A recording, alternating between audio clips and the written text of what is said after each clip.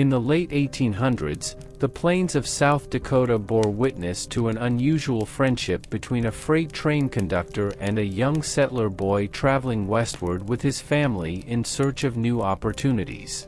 It all began when Billy was driving a cargo train on line 106 and spotted a boy atop a mound of earth, waving energetically. Billy returned the greeting, and this marked the beginning of a unique connection. For weeks, Billy would pass by, sounding the train whistle, and he could see the joy in his friend's blue eyes every time the train approached. One day, Billy decided to stop the train briefly to personally greet his friend and gift him a conductor's cap. As planned, Billy slowed down as he approached the spot where his friend always waited. Just as expected, the boy was there, his blue eyes brimming with happiness. Upon seeing the conductor's cap, the boy couldn't contain his excitement. Billy exchanged a few words with his friend, and though he wished he could stay longer, he had to adhere to the schedule. As Billy continued for several miles, he realized he forgot to ask the boy's name. No matter, he thought, he would ask the next day. However, the next day, the boy was not on the mound to greet Billy. It was the first day the boy missed their daily meeting.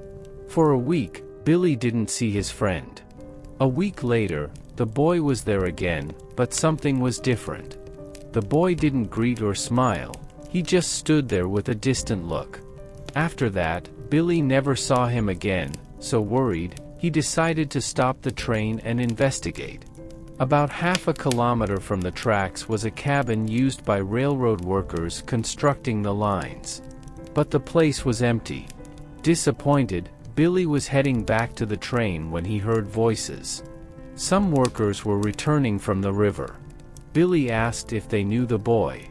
The workers told him the described boy was the son of a family of 3 looking for a place to establish a homestead. Unfortunately, the child had died over a week ago from a rare ailment. The devastated parents had decided to return from where they came. The workers shared how they had built the coffin and helped bury the boy.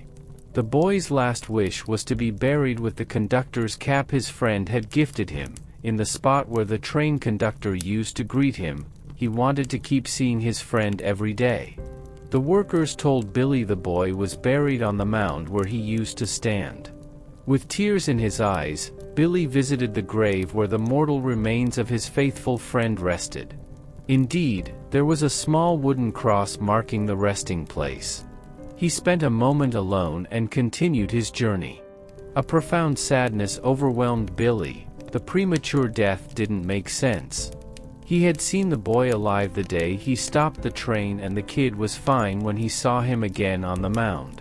Even though it didn't make sense because, if what the workers said was true, he should have been dead that day. This doubt tormented him for weeks, and the worst part was that he didn't even know the boy's name. Billy promised himself that every Memorial Day, he would stop the train and bring flowers to his friend's grave. For 50 years, Billy kept his promise. On the day of his final journey before retiring, there was a heavy snowfall, and he regretted that the bad weather wouldn't allow him to see his friend's grave. Providence, however, had a better idea. They say that as the train passed by the boy's grave, Billy could see his friend once more, standing with a conductor's cap, waving his hand in the air. Once again, Billy sounded the train whistle to reciprocate his friend's greeting. Chase, Billy's son-in-law, took his father-in-law's place on the train and continued the tradition of visiting the child's grave. Over the years, it became a tradition in the company, and to this day, those who know the story visit the grave of that unknown boy, whose friendship with the man who sounded the train whistle survived the passage of time. Love from Beyond. Angelina was 85 years old and the most stylish elderly lady I have ever known. She was always well-groomed, with her white hair as white as cotton. Angelina made the best crema catalana in the world. Angelina's family was expelled from Cuba in the 1960s for opposing the communist system. Although Angelina shared the family's political ideas, she was the only one who managed to stay in Cuba.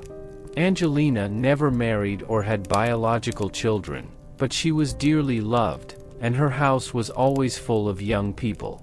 Angelina's younger sister, Consuelito, lived here in Miami and could never return to Cuba to see her beloved sister.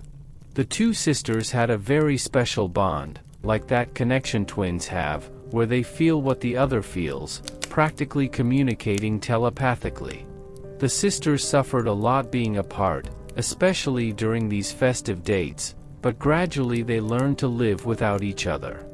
One afternoon, while Angelina was preparing sweets to bring to the church to be served after the midnight mass, she suddenly felt a pain in her chest.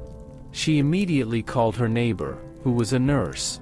When the nurse arrived and heard the symptoms, it seemed like a heart attack, but to everyone's surprise, her heart was in perfect condition. As a precaution, they kept her a few more hours in the clinic, but Angelina was genuinely in perfect health. Angelina went home and got ready to go to the midnight mass, saying that if God had given her a little more life, it was for her to attend mass. Before the mass, she asked the priest to confess her sins because, after what had happened, she had to be prepared for any eventuality. After the mass, she spent some time with the other parishioners, and around 2 in the morning, she went home accompanied by some neighbors. She was already lying down, getting ready to sleep when she saw a shadow in the darkness of the room. She later recounted that even though she lived alone, she didn't feel afraid. She knew it wasn't someone with harmful intentions. Immediately, she turned on the light, and for a few seconds, she saw her sister standing at the foot of her bed with a smile. Angelina let out a sigh and told herself, "Consuelito has died." With the utmost certainty, she got up and placed a candle next to a photo of her sister. She sat in the living room and, as if it were awake with the body present, there she accompanied her sister all night. The next morning, one of the neighbors came bringing bread and other things for breakfast, something they had been doing for years. When the neighbor arrived, she found Angelina sitting next to her sister's photo, praying. "What happened?" "Nothing, Consuelito passed away." "When were you notified?" "No one notified me, I saw her." The neighbor looked at Angelina a bit confused. Angelina explained what had happened the night before. "Surely you dreamed it. You went to bed very late yesterday, and you're not used to it." "No, I know what I saw." While Angelina was talking with her friend, a call came in. "There's the news," she said. When she answered, it was an official from the Spanish embassy. Since communication between Cuba and the United States was prohibited, many embassies served as a communication bridge. Indeed, the official gave her the sad news. Consuelito's children had sent word that Consuelito had suffered a heart attack in the afternoon and had finally died at 2:30 in the morning.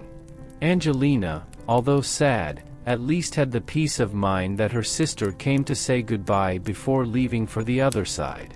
Angelina lived another 10 years. Those who accompanied her on her deathbed say that although she was unconscious for 2 days, on the 3rd day, the day she died, she opened her eyes and bid farewell, saying, "I'm leaving now because Consuelito is here." Thank you for watching our video. I hope you enjoy it. If you did, please leave a like and a comment, and don't forget to subscribe.